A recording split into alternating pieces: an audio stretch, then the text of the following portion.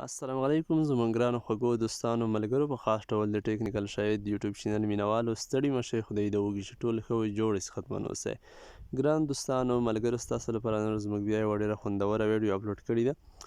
په نننۍ ویډیو کې موږ تاسو ته همدا طریقه ښایو چې څنګه کولی شو چې ټرانسفلیټ اپلیکیشن څخه بل ټرانسفلیټ ته پیسې ولیږو. مثال یا بي ایس ډي یا بي ان بي مثال څنګه له خپل ټرانسفلیټ اکاونټ څخه لیږلی شو. اکثره ملګرو ماته میسیجونه وکړل نن سبا د پرسیج کې خو ډېر همدا ټرانسفلیټ چې دی ډېر مصروف دی، همدا اکاونټ پیسې لیږل کېږي را لیږل کېږي. نو بعضې دوستان یا ټرانسفلیټ مثال پرسیج استعمالوي یا نوره سایټونه دوی غواړي چې د کرنسي مثال ولیږي یوه بل ته، نو دوی همدا طریقه نه وه زده. نو زه اړ شوم چې په همدې یوه ویډیو جوړه کړم، همدا طریقه تاسو ته وښیم.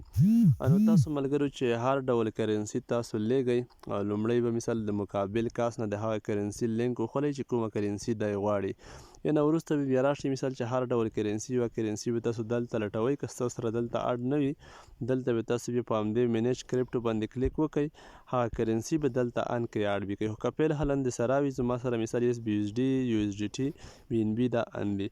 زه غواړم چې مثال یو پرسیج دپاره یو پرسیج یو ملګری پلکی وي دپاره بي ایس ډي بي ان بي غواړي، نو لومړی به تاسو هلته راواخلئ بي ایس ډي کوم لینک چې تاسو ته ده لګلی وي په وټساپ په هره طریقه یې په ټلیګرام، هغه به تاسو دلته راکاپي کړئ. دلته به ملګري بیا په همدې بي ایس ډي نه کلیک وکړئ. دلته به تاسو یو سینډ په ریسیو نه مستقیما دلته کلیک نه کوئ، دلته به په هغه سب کرنسي باندې کلیک وکړئ چې کومه کرنسي تاسو لیږل غواړئ.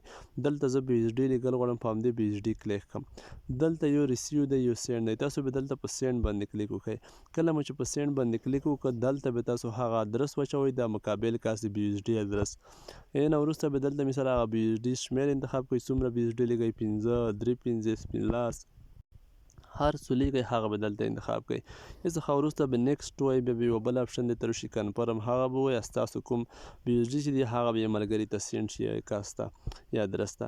نه وروسته غواړئ چې بي ان بي ولګئ، بیا به په بي ان بي باندې دلته کلیک وکړئ. دلته به بیا تاسو په سینډ باندې کلیک وکړئ، دلته به هغه د بل کس د بي ان بي هغه ادرس واچوئ. دلته به مثال د بي ان بي شمېر ولیکئ، څومره لیکئ 0.15 یا مثال څومره چې لیږئ هغه به دلته تاسو واچوئ په همدې ځای کې. نه بیا په نیکسټ بیا کنفرم سینډ به شي.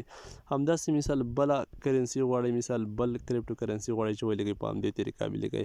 نو دا د ټرانسفلیټ اکاونټ څخه د بل ټرانسفلیټ اکاونټ ته د کرنسۍ د پیسو لیږلو طریقه وه. نو خدای دې وکړي چې پوه شوي وئ، همدا ستونزه مشکل چې څوک لري همدا مو حل شوي. مننه.